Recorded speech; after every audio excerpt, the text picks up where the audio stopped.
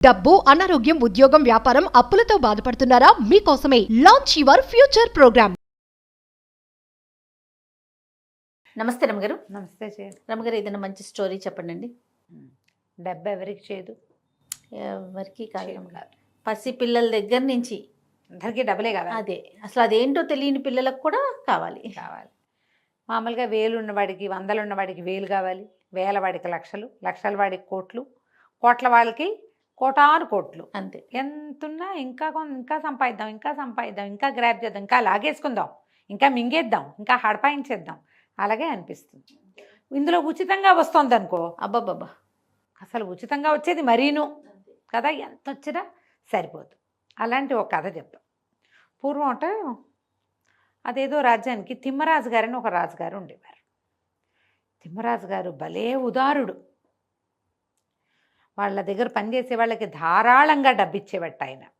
వాళ్ళకి రాక్ కాసులు లేవు, వెండి కాసులు లేవు, బంగారు కాసులే. పుష్కలంగా జీతాలు ఇచ్చేవాడు. ఎంత సంపాదించుకునే వాళ్ళు అందరి దగ్గర డబ్బులు ఉండేవి. ఆ ఊళ్ళో బీదవాళ్ళు లేరు.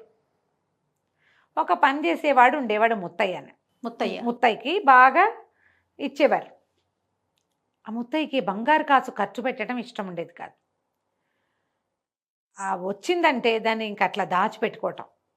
దాచి ఓ ముంతడో 2 ముంతలో చేసుకున్నారు. ఈయనకి మరిడమ్మ అని పెళ్ళాం కూడా ఉంది, పిల్లలు లేరు.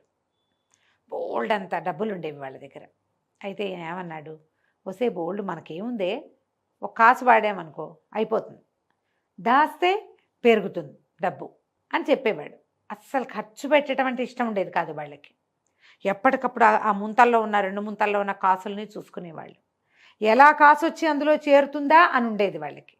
ముత్తయ్యకి ఎక్కువ, మరిడమకి ఆయనతో ఉండి ఈవిడకి కూడా అలవాటైంది. అయితే ఒకనాడు అన్నాడు, ఏమే మనం కోటీశ్వర్లు అయిపోయేందుకు ఒక మంచి మార్గం ఉంది అన్నాడు. ఆవిడ గోళ్ళు పులకరించింది. ఏమిటో చెప్పు. ఏముంది, నేను కొన్నాళ్ళు అబ్స్కాండ్ అయిపోతా. నువ్వు వ్యాపారస్తులు వాళ్ళందరి దగ్గరికి వెళ్ళి, మా ఆయన ఎటో వెళ్ళిపోయాడు, చచ్చిపోయాడు, లేచక్కపోయాడు, నేను పరమ దుస్థితిలో ఉన్నాను అని అందరికీ చెప్పుకో. తలా కాస్త ఇస్తారు. అవన్నీ ముంతలు వేసి ఇంకో కొత్త ముంత చేయి, ముంత నిండిపోతుంది. ఓ 3-4 నెలలు నడవని తర్వాత ఏదో పిచ్చెత్తి లేచిపోయానని నేను మళ్ళీ వచ్చానని చెప్పి ఊళ్ళోకి వస్తా. ఒక్కదానికి నీకేం ఖర్చు ఉంటుంది, ఈ డబ్బంతా మిగులు. నేను మళ్ళీ ఉద్యోగంలో చేరతా. మన రాజుగారు తిమ్మరాజు గారు గొప్పవారు. 4 నెలల తర్వాత చేరితే 4 నెలల జీతము ఇస్తారు. నేను పని చేయకుండా 4 నెలల జీతానికి కనీసం 4 ఇంతలు ఇలా వచ్చే ఉచితం డబ్బు, ఇదంతా వచ్చినట్టే కదా అంటే, మరిడమ్మ సరేలే అని. ఒకరోజు సాయంత్రం ఏదో మతిపోయినట్టుగా ప్రవర్తించి పనిలో వీడెక్కడికో లేచక్కపోయాడు ఈ ముత్తయ్య. ఈవిడ లబోదీబోమని ఏడ్చింది. 10 రోజులు గడిచింది. ముత్తయ్య ఏడంటే ఎక్కడికో వెళ్ళాడు, రాలేదని ఏడుపు మూతి పెట్టేది. అయ్యో అనేవాళ్ళు. అక్కడి నుంచి ఈవిడ అధికారులందరి దగ్గరికి వెళ్ళి, రాజుగారి ఆస్థానంలో వాకిట్లో నిలబడతాడు వీడు. అందరు అధికారులకి వాడు తెలుసు. అమ్మ ఆయన ఎక్కడికో లేచకపోయాడు అయ్యగారు, నా బతికేంటండి అని అడిగితే, అయ్యో ఏమిటమ్మా ఏడుస్తున్నావు, ఉండు వస్తాడులే 4 రోజులు చూడు, ఇదిగో ఈ 10 రూపాయలు పట్టుకెళ్ళని 10 కాసులు, ఇదిగో ఈ 10 అని వాళ్ళిచ్చి వీళ్ళిచ్చి ఎన్ని 10లు వచ్చినాయో, ఎన్ని 5లు వచ్చినాయో, ఎన్ని 20లు వచ్చినాయో. పెద్ద పెద్ద అధికారులు అయితే 20 కూడా ఇస్తారుగా. ముంత కాదు, కొండ నిండేది. మంచి ఐడియానే. 3 నెలలు అయ్యింది. 4వ నెలలో ముత్తయ్య ఇచ్చాడు. చూసి ఆశ్చర్యపడి, ఏమిటే ఇంత సంపాదించేసావు నువ్వు అన్నాడు. ఇంకా నేను పోనండి. వాళ్ళు కూడా ఏమిటమ్మా ప్రతి నెల వస్తున్నావు, మీ చుట్టాల దగ్గరికి ఎక్కడికైనా వెళ్ళు, ఒకదానివే ఉంటే అంటున్నారండి.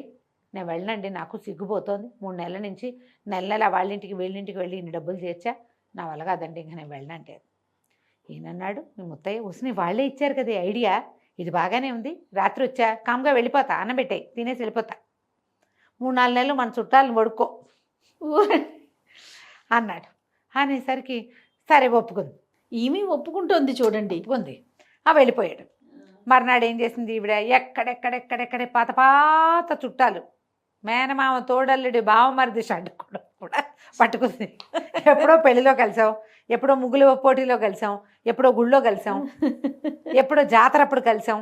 అట్లా ఒక్కోళ్ళ ఇళ్ళకి వెళ్ళి, అయ్యో మా ఆయన ఎట్టగో వెళ్ళిపోయాడు, నేను ఇంట ఒంటరి దాన్ని అయిపోయాను, జీతం లేదు బచ్చం లేదని ఏడవటం. వాళ్ళు అయ్యో ఉండు 4 రోజులు ఉండని 4 రోజులు నొక్క మేపటం ఈవిడ్ని. శుభ్రంగా తింటాం. వాళ్ళు ఏమైనా నేను వెళ్ళొస్తానమ్మా, ఏదో నా కష్టాలు నేను పడతాను, సరే 4 కాసులు ఉంచని ఎవరి శక్తి అనుసారం 2, 4, 6, 3, 2 వచ్చాయి. మళ్ళీ ఒక 3 నెలలు గడిపారా? 3 నెలలు గడిపారు. 2, 3, 6 నెలలు అయినాయి. తర్వాత చుట్టాలు ఇవి రాగానే ఏటో చూడడం మొదలుపెట్టారు. ఎన్నాళ్ళు పోషిస్తారు? అంతే ప్రతి నెల వస్తుంటే వాళ్ళల్లో కూడా కొంతమంది విసుక్కోవటం కూడా మొదలుపెట్టారు. ప్రతి నెల వస్తున్నావేమిటక్కయ్యా అని ఒకడు. మా దగ్గర ఎక్కడుందమ్మా, మేమే 4 ఉన్నాం, మళ్ళీ నిన్ను ఒకదాన్ని ఐదో దాన్ని నేను ఈ పూట అన్నం తిని వెళ్ళిపో అని పంపించేయటం. విసుగు పుట్టింది, సిగ్గేస్తుంది కాదు, ఇంటికి వచ్చేసింది. ఈ 3 నెలలు తిరిగేసరికి మరిడయ్యి వచ్చాడు. వచ్చేసరికి నేను వెళ్ళండి, వాళ్ళ దగ్గర పరువు పోయింది, వీళ్ళ దగ్గర పరువు పోయింది, ఇక చాలు సంపాదించింది, వచ్చేసావని చెప్దాం, ఉద్యోగంలో చేరిపో అంటే, కాదు కాదు నువ్వు ఉండు, నేను ఇంకో మార్గం చెప్తానన్నాడు. ఇక అక్కడి నుంచి పొద్దునొచ్చి పడుకునేవాడు, ఎవరికి కనపడేవాడు కాదు. సాయంత్రం అయ్యేసరికి చీకటి పడేసరికి ఎక్కడికో వెళ్ళిపోయేవాడు. రోజు ఒక ముత్యం తెచ్చేవాడు, ఒక నీలం తెచ్చేవాడు, ఓ రత్నం తెచ్చేవాడు, ఓ సంచి తెచ్చేవాడు, ఏవేవేవేవో తెచ్చేవాడు. ఒకటి ఒకటి ఒకటి అప్పుడప్పుడు అమ్మేవాళ్ళు. వాడు ఎక్కడి నుంచి తెస్తున్నాడో ఈవిడికి తెలియదు. ఒకనాడు ఒక మంచి నీలం ఉంగరంలోంచి ఊడగొట్టింది. అమ్మబోయారు మొగుడు పెళ్ళాం ఇద్దరు. అమ్మేస్తే ఏముంది, కాసులు వస్తాయి, దాచుకుంటారు. వీళ్ళు ఇంతే తింటారు, అదంతా తినేటల్లా వాళ్ళు దాచేసుకుంటున్నారు. రాజుగారి భటులు పట్టేసుకున్నారు, ఈ నీలం ఎక్కడిది మీకు, ఇది ఫలానా ఉంగరంలోది అని అనేసరికల్లా మెమ్మ బెబ్బే అన్నారు. మరి వీడు మరిడేవి కాదు, నువ్వు ముత్తైవి కాదు అని చెప్పి పట్టుకున్నారు. గడ్డం పెంచుకున్నా ముత్తైని గుర్తుపెట్టారు. పదం ఏంటి పదన్నారు. తీరా ఇల్లు సోదా చేస్తే రాజుగారి సొత్తంతా ఉంది వీళ్ళింట్లో. వాడు అంతఃపురానికి వాకిట్లో ఉండేవాడు కదా, వాడికి లోపలన్నీ ఆనుపాను తెలుసు. రాత్రిపూట వెళ్ళి సంగ్రహించుకొచ్చేసాడు, కొద్దిగా కొద్దిగా చొప్పున ఇంట్లో చేర్చేసాడు. మొత్తం దొంగ సొత్తు రాజుగారిది పోయిందంతా దొరికేసింది. కొన్ని అమ్మారు, కొద్దిగా అమ్మినవి పట్టేశారు. ఎందుకంటే ఏ కొట్టువాడు నీలం కొంటున్నాడో వాడి దగ్గరే ముత్యాలు కూడా అమ్మారు. వాడు చెప్పాడు, దొంగ సొత్తని మాకేం తెలుసు, ముత్యం పట్టుకొచ్చి అమ్మితే ఇచ్చాను డబ్బులు అన్నాడు. పట్టేశారు. మొత్తం ఇల్లంతా సోదా చేశారు. బోలెడంత కుండల్లో ముంతల్లో డబ్బులు, చోరీ సొత్తు అంతా రాజుగారిది. మర్నాడు రాజుగారి దగ్గర చేర్చారు. తిమ్మరాజు గారు చాలా గొప్ప రాజుగారు. చోరీ సొత్తుతో సహా పట్టుపడ్డాడు. ముత్తైకి ఉరే, ఆ మరిడమ్మ కూడా ఉరే వేస్తారు. మరి అంతే, దొంగతనానికి ఉరి శిక్ష ఆ రోజుల్లో. దొంగతనాలు చేయకూడదు. రాజుగారు లిబరల్గా అంతంత జీతాలు ఇస్తూ ఉంటే పేదవాడు అన్నవాడు లేడు ఆ రాజ్యంలో. పిసినారు వాడు వీడొక్కడే ఉన్నాడు, పిచ్చి వెధవ. ఆ రాజుగారిని ఎలాగో ఊరేస్తారు, ఆయన అంత గొప్ప రాజు కదా అని అనుకున్నారు. మొత్తం జనం అంతా చేరారు, కిటకిటలాడిపోతుంది సభాభవనం. మొత్తం సొత్తంతా పెట్టారు. రాజుగారిని 2 మూటలుగా కట్టండి తిని అని చెప్పాడు. 2 పెద్ద పెద్ద మూటలు చేశారు. ముత్తయ్య, ఎంత కష్టపడి సంపాదించావు నువ్వు, మీ ఆవిడ కూడా సాయం పట్టిందనుకో, చెరుకో బస్తా ఎత్తుకుని ఇంటికి వెళ్ళిపోండి అని చెప్పాడు రాజు. అందరూ నిర్ఘాంతపోయారు. నీ తిమ్మరాజు గారి తెలివేమిటి ఇట్టా ఉంది, వాడు దొంగతనం చేశాడు, అబ్స్కాండ్ అయిపోయి వాళ్ళ ఆవిడ అందరిళ్ళకి వెళ్ళి రూపాయలు 10, 2, 3 వసూలు చేసింది. పైగా అదంతా పోని ఏదో ధర్మానికి ఇచ్చారు అనుకుందాం, వాడు లేడు, ధర్మానికి ఇచ్చారు. దొంగ సొత్తు ఏం తిమ్మరాజు గారు తెలివి ఏడిసినట్టుంది అనుకున్నారు. సరే, మర్నాడు పొద్దునే ఈయన ఏదో బియ్యం కొనుక్కోవటానికి ఒక బంగారు కాసు తీసుకుని కొట్టుకెళ్ళాడు. బియ్యం ఉన్నారు, లేవు అని పంపించేశారు. వాళ్ళు మేము అమ్మమ్మ అని చెప్పారు. ఇక మొత్తం ఊరంతా తిరిగిన వీళ్ళకి గుప్పెడు బియ్యం ముట్టలేదు, చెంబెడు పాలు దొరకలేదు, ఏ వస్తువు కొనలేకపోయారు. డబ్బులున్నాయి. అక్కడి నుంచి చుట్టుపక్కల పల్లెటూళ్ళన్నీ తిరిగారు. ఏ పల్లెలోనూ వీడి రూపాయికి ఒక్క వస్తువు కూడా మారకానికి రాల. 5 రోజులు గడిచేసరికి ఆకలికి నకనకలాడిపోయారు. ఇంట్లో ఏవో ఉన్నాయి, పైగా వీళ్ళు కళగా 4 కొనుక్కుని పెట్టుకునే వాళ్ళు కాదు, పీనాసి వాళ్ళు. డబ్బులు దాచుకునేవాళ్ళు. డబ్బు, బంగారం, ముత్యాలు, రత్నాలు అన్నీ ఉన్నాయి.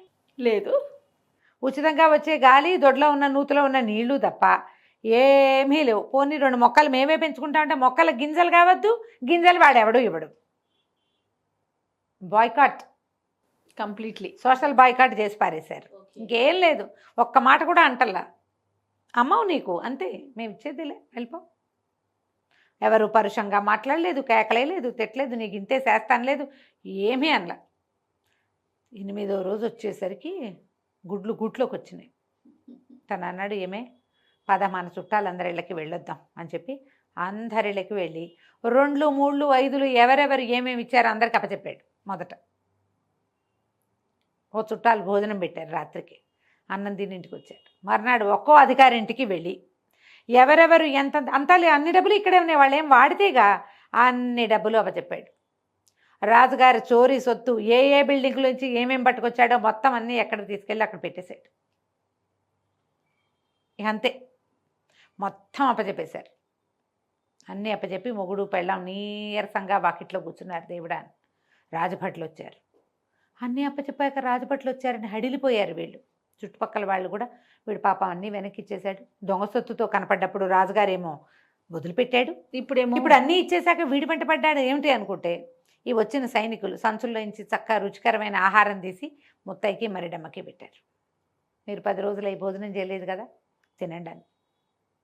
ఏమి తినలా, ఏదో ఇంత తింటున్నారు, ఏం లేదు వాళ్ళ దగ్గర. శుభ్రంగా కూర్చుని తిన్నారు. రేపటి నుంచి మీరు వంట చేసుకోకర్లా, మీ భోజనం రాజప్రసాదం నుంచి వస్తుంది అని చెప్పారు. ప్రతిరోజు రాజప్రసాదం నుంచి భోజనం వచ్చేది. అంతే, డబ్బు లేవు. కానీ వీళ్ళకి డబ్బుల మీద వ్యామోహం పోయింది పూర్తిగా.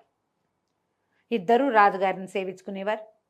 ఎక్కడుంటే అక్కడ హాయిగా కడుపు నిండా తిని నిద్రపోయేవారు. ఆ రాజ్యంలో ప్రతి వాళ్ళు తెలుసుకున్నారు తిమ్మరాజు గారు ఎంత బాగా చేశారు. వాడికి దొంగతనం అన్ని బుద్ధులు పోగొట్టేశారు, అన్నీ పోయినాయి, చక్కగా మంచిగా మారాడు. ఆ తర్వాత ఒక పెద్ద ధర్మసత్రం వెలిస్తే ఆ ధర్మసత్రానికి సేవకులుగా ఈ ముత్తయ్యని మరిడమని అక్కడే ఉంచారు. ఈ సత్రం మీది, ఇది డబ్బంతా అక్కడి నుంచి వస్తుంది, అందరికీ పెట్టండి, మీరు హాయిగా ఉండండి, మీకు పిల్లలు లేరు జల్లలు లేరు, రాజుగారిని ఇట్లా సేవించుకోండి అని చెప్పారు. ఆ తర్వాత ఇంకెప్పుడు ముత్తయ్య 1 రూపాయి కూడా వెనకేలా, కానీ ఎన్నో పుణ్యకార్యాలు చేశాడు. ఆ దారిని పోయే వాళ్ళందరికీ అన్నం పెట్టాడు. కథ కంచికి మనం ఇంటికి. బా, సూపర్ స్టోరీ రమ్మగారు, బాగుంది కదా, చాలా చాలా బాగుంది. నమస్తే అండి. నమస్తే.